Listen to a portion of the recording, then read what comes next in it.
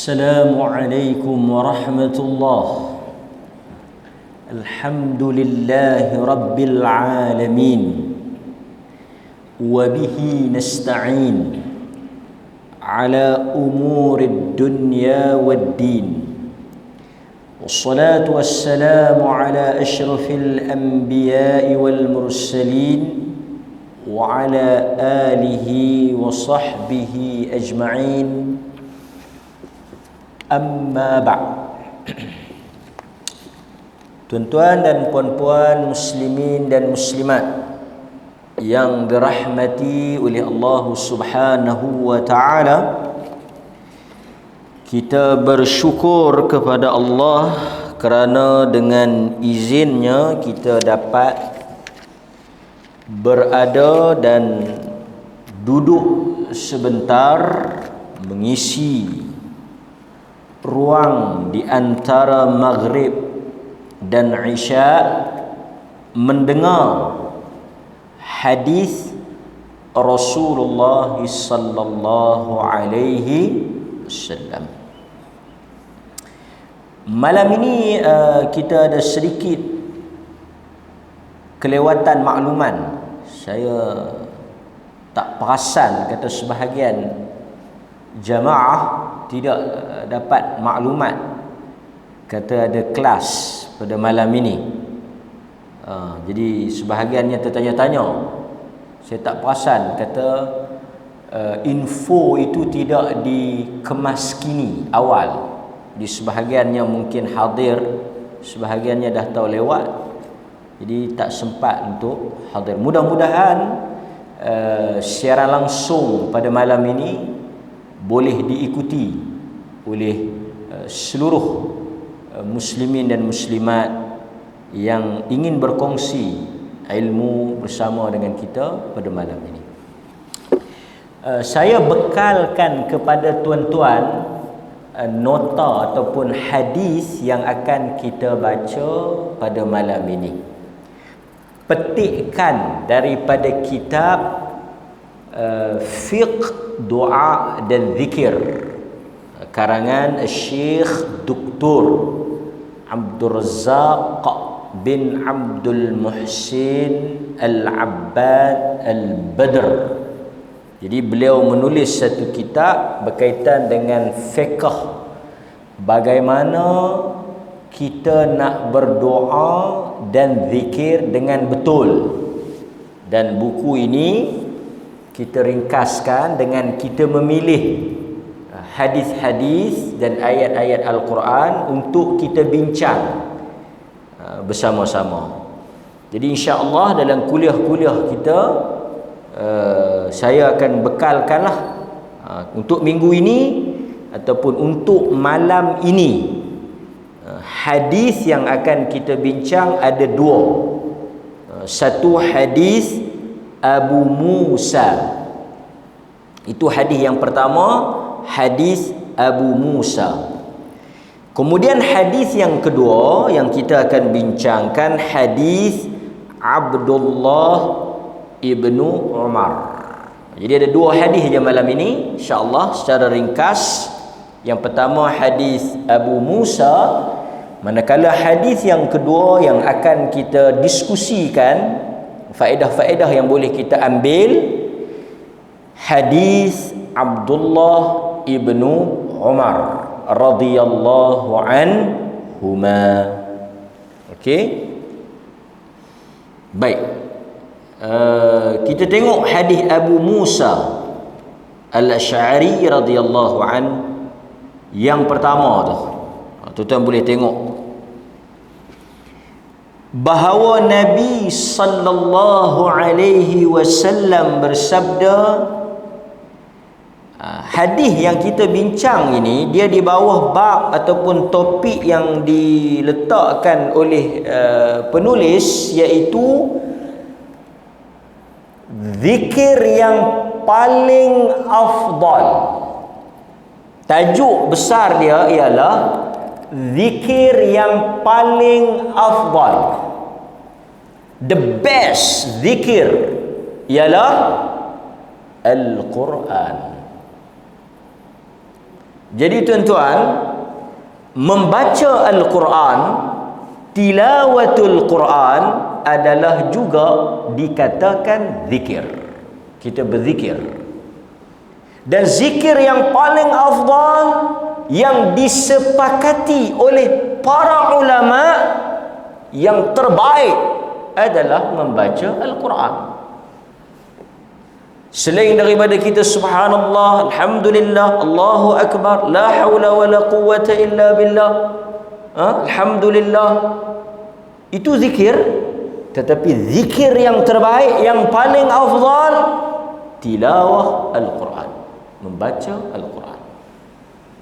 Jadi dalam perbincangan tajuk itu, penulis dia bawa macam-macam bukti yang mengatakan terbaik untuk kita zikir, yang tak boleh ditinggalkan, yang mesti menjadi rutin harian kita ialah membaca Al-Quran. Jadi orang yang apabila dia baca Al-Quran, walaupun mungkin dia kurang, dia mungkin kadang-kadang dia skip zikir pagi petang ke, itu dia tak baca zikir-zikir yang lain, tetapi dia istiqamah, konsisten. Satu hari mungkin satu muka dia baca, setengah muka, dia sebenarnya telah membaca zikir yang paling afdal. Sebab itu salah satu daripada nama Al-Quran Az-Zikr. Inna nahnu nazzalna dzikra wa inna lahu lahafizun. Quran kata sesungguhnya kami, yakni Allah, menurunkan az-zikr. Az-zikr di situ merujuk kepada apa? Al-Quran. Jadi kalau tuan-tuan tak tahu apa nak baca, tuan-tuan dah habis zikir-zikir, Quran ni lah zikir. Nampak? Itu tak dipertikaikan atau tak diperselisihi. Baik. Okey. Sebab sekarang ni tuan-tuan, kita risau dan kita bimbang apabila mula tersebar dakwaan-dakwaan tertentu yang disandarkan kepada agama yang sebenarnya palsu. Jadi kalau tuan-tuan takut, risau, bimbang nak baca, bagus tuan-tuan baca Quran lah, senang. Saya bagi contoh. Ada orang tanya, dia kata buduh ke buduh lah. Dia kata ada satu video, satu orang yang dakwa kata ada zikir buduh ke saya ingat buduh ke. Dia kata buduh. Dikatakan buduh ni bukan budu. Budu tu apa? Makanan yang kita makan nasi Rabu. Orang yang apa? Dulu mengaji belajar tajwid, kita nak sebut iyyaka na'budu tu, dia suruh sebut budu.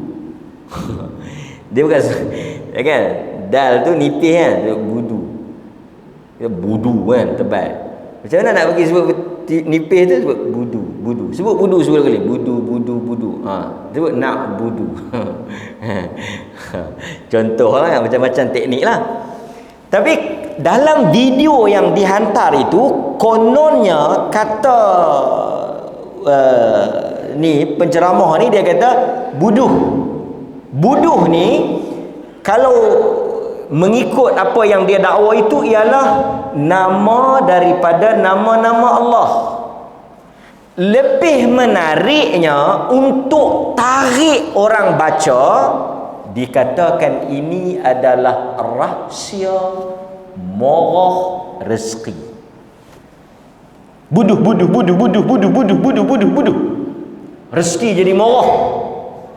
Saya nak katalah, yang pertama, dakwaan yang mengatakan buduh ini nama daripada nama-nama Allah, dakwaan yang palsu, dakwaan yang bohong, dakwaan yang tidak benar, tak betul. Saya sebut ni supaya jelas. Buduh ni nama Allah tak? Boleh amal. Macam-macam duk tanya, duk hantar my video. Buduh ni tak? Dan orang penceramah ini sangat bermasalah. Dahulunya dia kempen, satu kempen perjalanan roh. Perjalanan roh. Dia guna istilah, tuan-tuan mungkin biasa dengar apa dia? Meraga sukma. So saya mengingatkan tuan-tuan, tahzir, istilah yang digunakan oleh para ulama, tahzir, kita memberi amaran bahawa kenyataan-kenyataan dia itu berbahaya. Buduh tu tak tahu boleh mana. Sebahagian orang kata nama jin. Cuma kita tak mau sebutlah, tapi buduh itu kalau dekat-dekat kalau silap sebut dia boleh jadi bodoh. Tak ada. Kemudian orang kita pun, orang kita ni bila dia dengar kata murah rezeki, jemaah umrah bila dia pergi Mekah, Bangladesh, Rohingya ni, Burma yang duk jual macam-macam biji unta, batu jahanam apa semua ni, antara dia nak bagi orang Melayu Malaysia beli, dia selalu sebut bagi rezeki murah, bagi boleh anak. Sebab orang Melayu ni dia karan, tahu bahasa kita, dia karan. Dia bukan boleh dengar ni benda-benda murah rezeki, dia karan. Dia kata ni kain Kaabah ni, kain Kaabah. Dia jual kain hitam mana atau dia gunting kain Kaabah. Dia kata yang ni kalau kita simpan dia akan tarik rezeki. Dia tarik rezeki. Oh, dengar kata tarik rezeki, dia karana dia beli. Yang tarik rezeki Bangladesh tu, pasal dia jual laku. Yang keluar rezeki kita yang beli tu. Kan? Yang ni. Sebab tu kalau tuan-tuan tengok bila musim haji dia selok kain tu. Kerana ada orang nak pergi buat pelari. Nampak? Jadi saya nak abang, buduh tu tak payah duk sebut lah. Tak betul. Dia kata, yang ceramah tu janggut dia panjang, kepiah dia tinggi. Janggut bukan hujah. Janggut ni bukan hujah. Orang kita dulu tu kalau dia tengok janggut sikit, kan, bercelak sikit, dia 3-4 benda. Janggut, celak, apa dia ni, cincin, soban. Dia sini dia jadi lemah lutut, dia jadi lembek leher. Dia kata Tok Syekh mana? Lah dia ada trend sikit, bubuh pula biji tasbih ke atas. Keramat lah. So tuan-tuan, tolong cerdik. Perkataan seseorang itu tidak diukur pada janggut, pada soban. Dia tak bawa sandaran. Dia tak bawa daripada mana hadis yang kata buduh tu nama Allah, daripada ayat mana, daripada rojokan mana, sandaran mana. Dia kena bawa. Siapa-siapa yang nak claim satu benda, dia kena datangkan hujah. Hatu burhanakum. Quran kata bawa mari hujah. Dan siapa yang dakwa, atas dia mendatangkan bukti. Saya sebut benda ni kerana saya tengok view orang tengok tu banyak. Dan ramai juga yang PM tanya, private message dia tanya, personal message-nya dia tanya. Dia tak betul ke buduh ni? Saya kata tak tahu lah. Kan, buduh-buduh ni saya tak tahu boleh mana, tapi ramai orang saya. Baik. So untuk nak selamat, baca Quran. Cukup. Kan? Okey. Disandarkan, wallahu taala a'lam, Al-Imam Al-Ghazali Al-Imam Al-Ghazali ada sebut, dia kata untuk kita nak kuat ingatan ni, kita nak kuatkan ingatan ni, kita buat 3 benda. Mungkin ini tajribah, eksperimen lah. Yang pertama, kita nak kuat ingatan kita ni, bila kita nak baca ke, kita nak hafal ke, kita nak apa ke, kita tak nak kena penyakit lupa. Okey, satu lagi. Depa kata, ada tak hadis bila kita lupa, kita disunatkan sebut Allahumma salli ala Muhammad. Bila kita lupa, ada tak sunat kita? Pertama, kita memang disuruh selawat. Yang tu tak ada khilaf. Inna Allaha wa malaikatahu yusalluna 'alan nabi. Ya ayyuhalladzina amanu sallu 'alaihi wasallimu taslima. Tak ada siapa petikai. Semua orang sokong kita selawat. Tetapi kalau tanya, ada tak hadis yang sahih, yang kuat, yang sabit daripada Nabi? Nabi kata bila kita cakap-cakap kita terlupa atau apa-apa, Allahumma salli ala Muhammad, Allahumma salli ala Muhammad. Ada tak hadis yang sebut tentang bila lupa selawat kepada Nabi? Hadis itu tidak sabit, tidak sahih, dalam arti kata yang lain dhaif. Tak sahih. Bila tuan-tuan lupa nak selawat, tak apa. Tuan-tuan lupa, astagfirullah, astagfirullah, apa tak aku nak cakap tadi, Allahumma salli ala Muhammad. Tak apa, tak ada masalah. Tapi untuk tuan-tuan kata Nabi suruh, untuk tuan-tuan kata pasal apa hang bila hang lupa hang selawat, Nabi kata kalau kita lupa kita selawat, kita ingat balik. Yang ni tak betul. Hadis yang kata tu tak sahih. Tapi nak selawat, selawatlah, tak ada masalah. Okey, dia macam ni. Kita kena beza dengan kita kata Nabi kata, berat lah. Betul ke Nabi kata? Sedangkan Nabi tak kata. Nampak? Itu isunya. Baik. Okey. So saya nak sebut kepada tuan-tuan hadirin mukminin, dalam agama disiplinnya macam tu. Bila kita nak sandarkan sesuatu, dia mesti datang dalam riwayat yang sahih. Tuan-tuan nak selawat, nak zikir, buat terpulang lah, tapi mesti datang dalam riwayat yang sahih. Wallahu ta'ala alam. So kita sambung, kita tengok Al-Ghazali tadi kata 3 benda tu. Yang pertama apa dia? Tilawatul Quran. Orang yang nak otak dia kuat ingat, otak dia lambat lupa, maksudnya otak dia sihat, ingatan dia kuat, dia kena rajin baca Quran. Yang kedua, dia kena rajin siwak, berus gigi. Orang yang nak hafal Quran, yang nak baca Quran, yang nak hafal hadis, nak baca hadis apa semua ni, yang nak berzikir ni, dia kena berus gigi kerak, siwak. Yang ketiga, orang yang nak kuatkan ingatan ni, dia kena puasa kerak.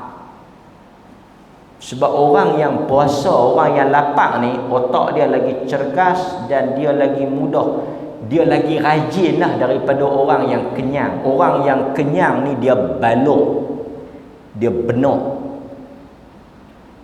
Ni saya cakap terang lah, kalau kita kenyang sangat, kita sandar nak hafal apa, aku mengah, aku lah kenyang. Lepas tu kalau tuan-tuan tengok orang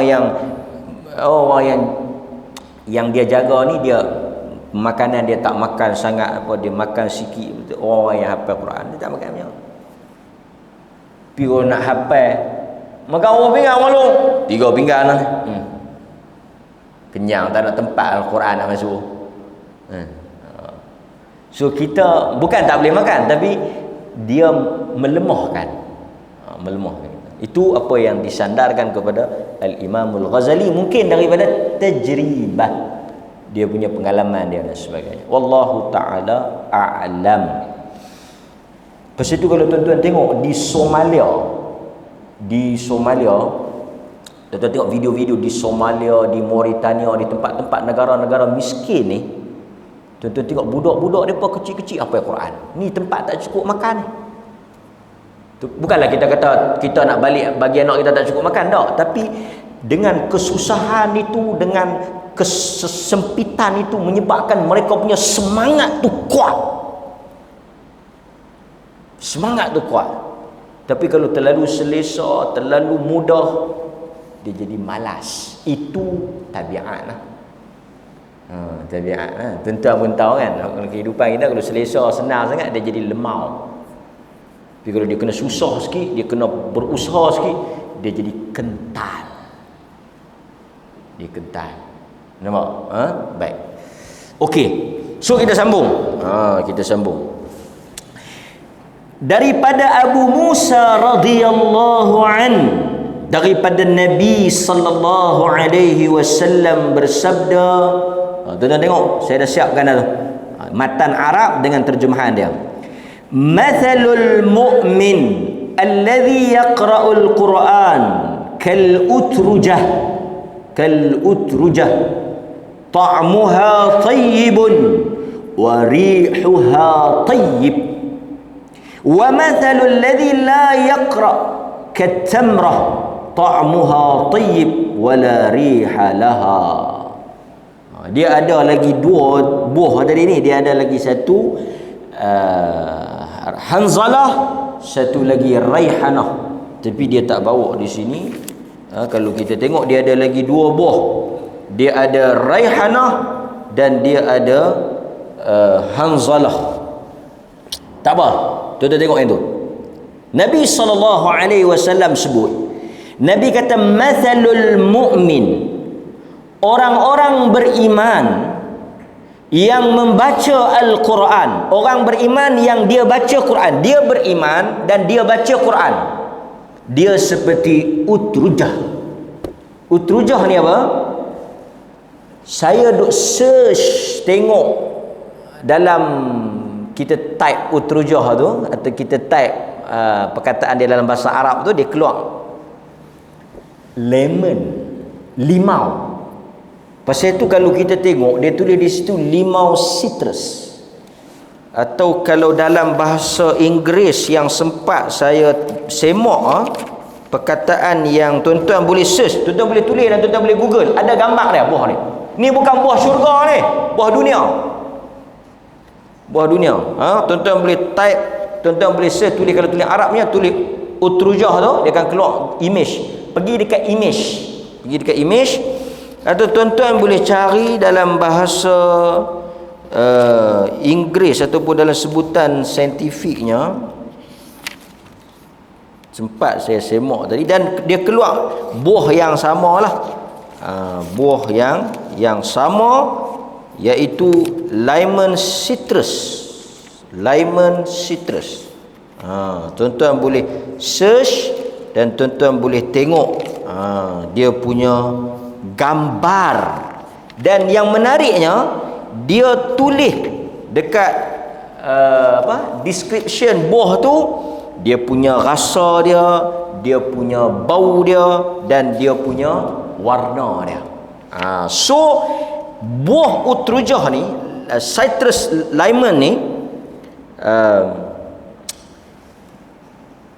dia ada 3 komponen. Nombor 1, warna dia yang menarik. Limau. Kalau tengoklah gambar tu, dia warna oranye. Citrus medica. Boleh search juga citrus medica. Kalau dalam bahasa mungkin, kalau tuan-tuan tak jumpa lemon citrus tu, citrus medica. So pasal tu bila kita belajar hadis ni, kita juga kena belajar pertanian, geografi. Okey. Dia punya color dia oranye. Oranye ni, limau ni cantik lah. Itu satu. Yang kedua apa dia? Yang kedua, dari sudut faktanya, limau ni dia punya bau dia. Pasal itu orang penin-penin, orang, tuan-tuan, kita nak bagi bau wangi, kita ambil kulit apa? Kulit limau. Dan tuan-tuan tengok, di antara pewangi yang ada di pasaran, flavor yang terkenal ialah flavor lemon, limau. So baru kita faham, Nabi kata orang beriman dia macam buah limau, buah limau citrus, utruja. Sebab buah ni komplit, bau A, warna A, isi dia A. Dan tuan-tuan, dalam kita duk baca ni, kena sign juga, kena baca agak sign. Buah dia boleh mengharumkan dia tu sendiri. Dah harum, bila kita makan, mulut kita wangi. Tu yang kata lemon citrus tu, mulut kita wangi.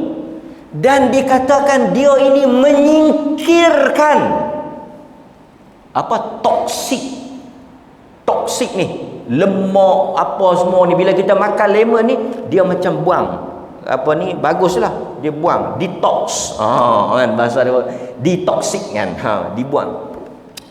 Okey, saya nak tanya tuan-tuan sikit. Bila Nabi buat perumpamaan, misal atau perbandingan, apa makna dia? Apa makna dia? Tengok, Nabi kata apa? Tuan-tuan tengoklah hadis tu. Ta'muha tayyib, rihuha tayyib. Rasa dia baik, sedap. Rasa dia sedap. Warihuha tayyib, bau, rih dia apa? Rih dia juga sedap. Okey, siapa dia ni yang bau dia sedap, isi dia sedap, dalam dia sedap, luar dia sedap? Dalam dia elok, luar dia siapa? Elok. Orang beriman yang baca Quran. Okey, now task untuk tuan-tuan. Apa? 5 second, 5 saat ya. Tuan-tuan kena gunakan otak dengan cepat. Relatekan limau yang saya sebutkan tadi, sifat-sifat dia dengan diri orang beriman yang baca Quran. Okey, 1, 2, 3, 4, 5. Cukup, habis. Okay, sekarang kita pergi sama-sama. Mari kita tengok. Orang beriman bila dia baca Quran, iman dalam. Betul tak? Tuan-tuan, satu orang dia mai kata aku beriman. Kita nak tengok tahu mana. Iman ni dalaman. So iman adalah bandingan kepada rasa.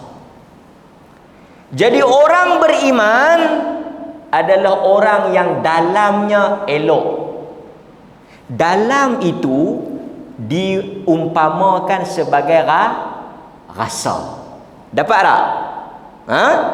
Okey. Kalau tuan-tuan tak dapat, saya nak tanya satu soalan. Tuan-tuan tinggal saat tu, tak tepi tu. Ni dia kena ni sikit, dia kena apa? Agresif sikit. Satu hari Nabi bagi satu teka-teki. Dalam hadis yang diriwayatkan oleh Al-Bukhari, dalam banyak-banyak pokok apa yang macam orang beriman? Pokok apa? Dalam banyak-banyak pokok ni, durian, pelam, apple. Dalam banyak-banyak pokok ni teka-teki Nabi ni. Bukan teka-teki ulat mati dalam mangkuk apa dia? Laksa. Yang tu karut. Ni hak teka-teki Nabi. Dalam banyak-banyak pokok. Pokok apa yang pokok itu macam, sama. Pokok itu, itulah orang beriman. Abdullah ibnu Umar kata, bila Nabi tanya soalan tu, dum, tamar, tamar, tamar.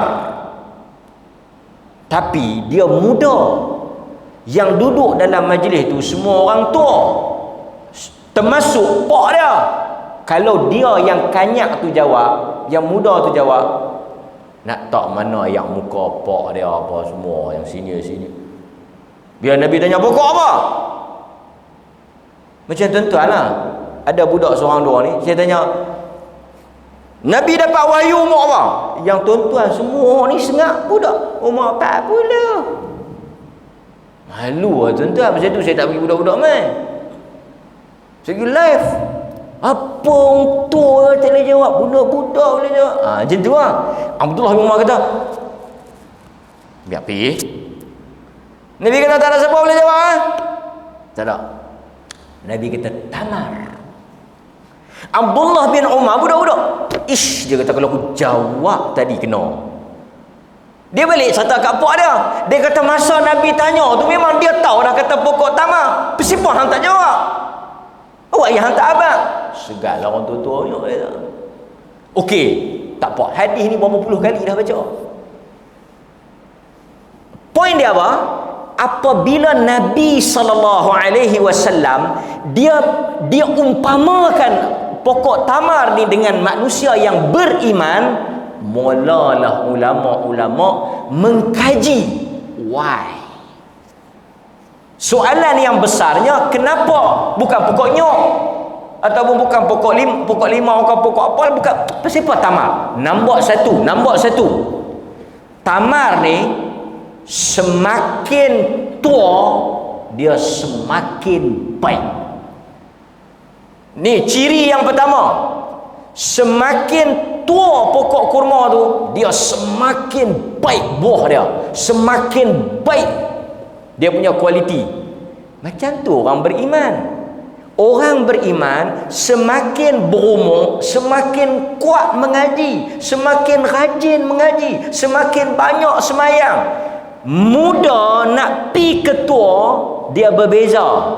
Jadi kalau semakin tua, semakin karut, semakin teruk, semakin cerai, yang ni bukan pokok tamar. Bila bukan pokok tamar, dia bukan orang beriman. So kalau tuan-tuan tengok orang beriman, ciri yang pertama, pokok tamar. Semakin tua, semakin bertambah ilmu, semakin bertambah dia punya amalan, semakin kuat dia dengan masjid, itu orang beriman. Okey, dapat? Yang kedua apa dia? Saya sebut dua ya. Yang kedua, pasal apa dikatakan pokok tamar ni sama dengan orang beriman? Sebab apa? Kerana pokok tamar ni daripada akar dia, batang dia, pelepah dia, semua benda yang dekat pokok tamar semua ada guna. Akar dia buat ni, batang dia buat ni, pelepah dia buat ni, buah dia boleh makan. Everything, every single thing, semua benda yang ada kat pokok tamar semua ada manfaat. Orang beriman dia sangat bermanfaat. Semua hidup dia bagus macam pokok tamar. Nampak tak tuan-tuan? Bila Nabi buat comparison, Nabi buat perbandingan, Nabi buat perumpamaan ni, nak abang apa? Supaya suruh kita tengok dan kita belajar tang mana kita sama dengan dia. Itu maksudnya. Okey, dapat tak? Sekarang tuan-tuan, Nabi kata buah utrujah ni, buah limau ni, yang pertama rasa dia elok, dalaman dia elok, bau dia, warna dia sangat wangi dan cantik, menarik, tertarik. Jadi orang beriman macam itulah. Orang beriman yang baca Al-Quran. Okey. Tapi tuan-tuan, dalam sebahagian riwayat, seperti dalam riwayat yang datang, riwayat ni Bukhari, hadis ni Bukhari, ada riwayat tambahan yang mana Nabi SAW kata dia bukan setakat baca, wa ya'mal bihi al-mu'min alladhi yaqra'ul Quran wa ya'malu bihi. Orang yang membaca Al-Quran wa ya'malu, ada tambahan ziyadah, wa ya'malu, dan beramal.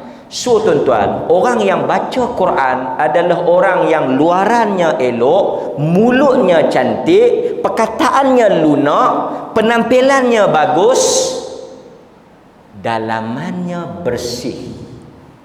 Itu perumpamaan buah limau. Buah limau ni tuan-tuan, siapa pun suka. Budak-budak suka, orang tua suka, siapa pun suka. Habis sangat tuan-tuan buah limau ni tuan-tuan tengok. Dia orang buat apa? Hiasan. Orang tak makan tapi orang letak hiasan. Dan kebanyakan orang bila dia nak buat apa hidangan, dia akan pilih limau. Memang limau lah. Hatta nak bagi kat Tuhan pun tak bagi derian. Bagi apa? Bagi limau. Tuhan pun suka limau. Hebat limau. Kan? Lawak limau. Jadi saya nak ceritanya, itu orang beriman. Jadi orang yang baca Quran wa ya'malu bihi, dan dia beramal dengan Quran, orang rasa senang seperti senangnya buah limau. Tuan-tuan tengok buah limau syok. Tuan-tuan tengok buah limau teringin tak? Teringin. Tuan tengok buah limau cantik tak? Cantik. Tuan-tuan rasa buah limau sedap? Sedap. Tuan-tuan bau buah limau wangi? Wangi. Kadang-kadang kita ambil, kita bau dia, hilang penin kita, kan? Letak. Jadi orang beriman macam tu. Seperti mana perasaan kita pada limau tadi, macam itulah perasaan kita pada orang beriman. Kita rasa senang tengok orang beriman, kita rasa wangi orang beriman, kita rasa sedap memandang, sedap hati. Dan orang beriman bila dia bermuamalah dengan kita, sangat menyenangkan. Itu orang beriman. Pasal apa? Pasal dia baca Quran. Nampak? Baik. Kemudian Nabi SAW bawa perumpamaan yang kedua. Nabi SAW, tuan-tuan tengok. Yang kedua buah apa? Buah, okey. Yang ni bukan hadis. Yang ni bukan hadis. Dikatakan buah limau utrujah ni, Citrus medica ni atau Citrus lemon ni, dikatakan kalau buah ni ada dalam rumah, jin tak masuk. Laku pula buah ni. Jin tak masuk. Okey. Orang tanya saya. Dia kata, ustaz, kadang-kadang ni tuan-tuan, saya ni be fair lah, adil.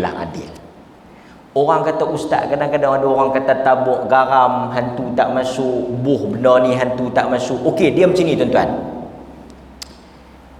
Orang kata tak bagi ulat masuk buah apa? Buah belerang. Tapi dalam, okey, saya nak tanya tuan. Yang kata bila kita tabuk belerang ulat tak masuk tu, tuan-tuan boleh mana? Tu dulu, boleh mana? Yang pertama, tak ada lah hadis lah. Sagi pergi habaq. Ada lah hadis mana tak? Tak apa, saya habaq saya kata tak ada. Sagi tenyih atas hadis lemah. Tuan-tuan boleh mana? Ni yang tuan-tuan duk percaya lama ni. Tuan-tuan, masa dalam seminggu dua ni berasa cepat sangat, awak tak tahu. Dia berasa pantah. Habis. Tengok azan habis, sehari lagi. Esok 1 hari bulan dah. Cepat sungguh dah. Tak ada nak leno. Lima pun dengar limau. Tuan-tuan, azan dah dulu, sekejap lagi siap habis sikit. Tak ada, kita sambung. Isnin pula kita main pula.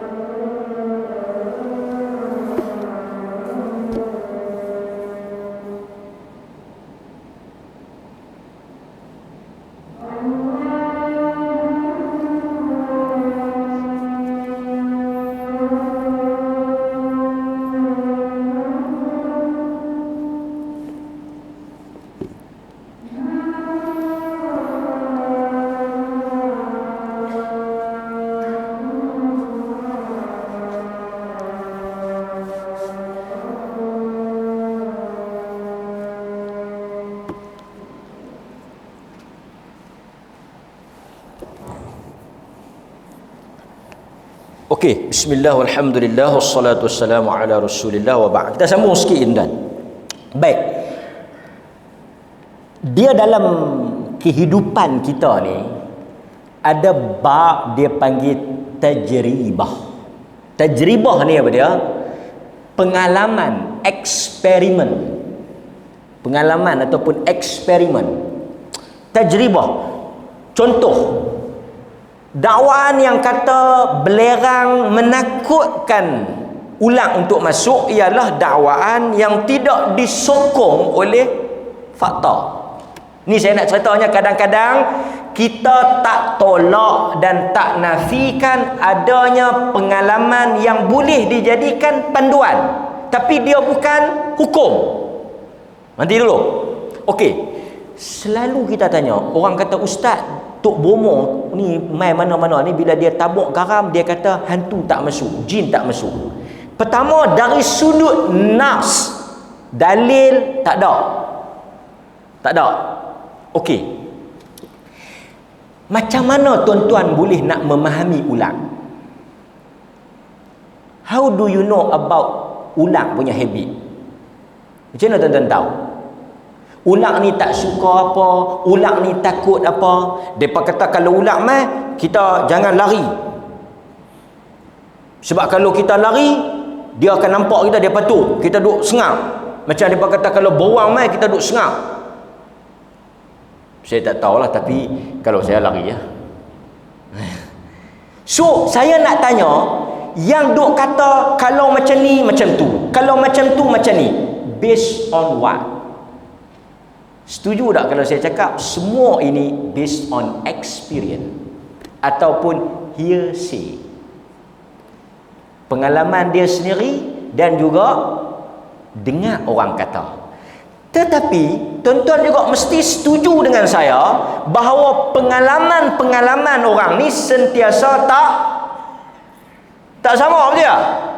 Dia kata hari tu nyamuk banyak masuk rumah aku, natang katu-katu ni banyak masuk rumah aku. Betul hang buat lagu mana? Tak bagi dia masuk. Aku beli kulit durian tu, aku buh, tak masuk.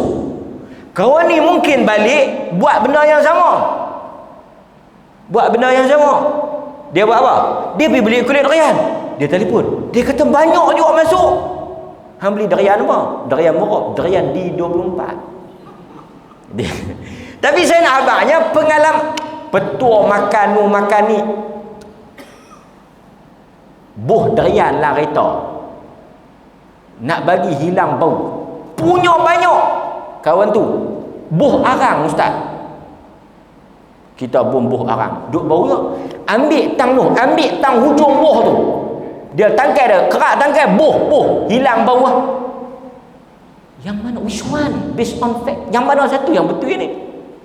Saya nak habaq apa dia? Kalau orang petua, kita nak amal, boleh Jangan kita very sure kata. Nabi kata sudah awak yang hang pergi buat macam Nabi kata dah. Satu orang dia nak okey. Macam mana kita tak boleh faham ulang, melainkan kita kena pengkaji ulang, pengkaji haiwan ni pun National Geography. Tuan-tuan tengok National Geography. Pasang kamera, letak kamera tembok pergi kat ikan, buat pendataan ni, data berbulan-bulan kaji. Dia punya sifat dia, okey, bila dia bersalin macam mana, dia beranak macam mana, dia bertelur macam mana. Ni kaji data, nak faham ulang tu macam mana dia punya sifat dia, ikan tu macam mana, betul tak? So baru dia boleh buat fakta hasil daripada pemerhatian. Lah tuan-tuan, kita nak halau hantu ni, kita nak kenal macam mana. Panggil dia mai bersembang. Okey, hang tak suka apa? Abang asal.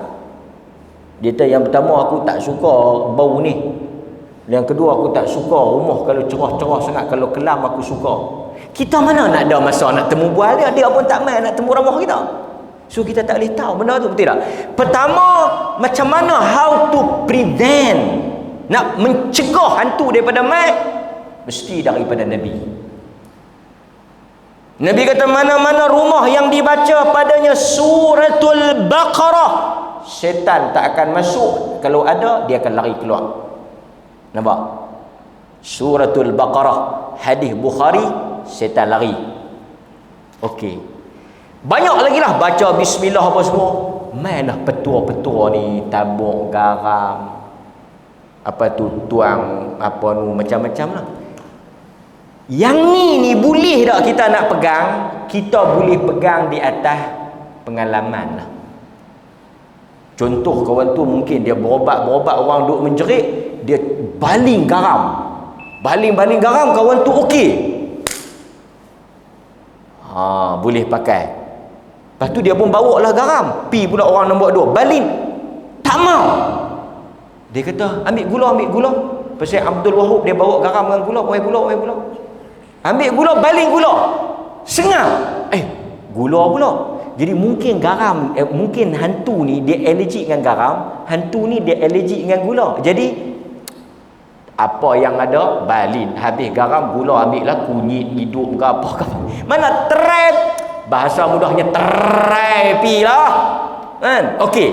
So saya nak habaq dalam hal ni kita tak ketat sangatlah. Saya nak habaqnya sebab saya nak baca ni. Dikatakan mitos. Mana-mana rumah yang simpan buah utrujah ni, hantu, jin tak suka bau dia. Okey. Ada tak munasabah dia, logik dia ada? Ada pasal apa? Orang yang baca Quran, hantu tak ada ruang nak kacau. So Nabi kata utrujah macam limau. Macam orang beriman. Orang beriman yang baca Quran ni macam utrujah. Utrujah ni jin tak suka. Samalah juga jin tak suka dengan orang baca. Nampak munasabah. So kalau tuan-tuan beli buah limau, jin tak lari pun, habis sangat makanlah. Artinya tak rugi lah.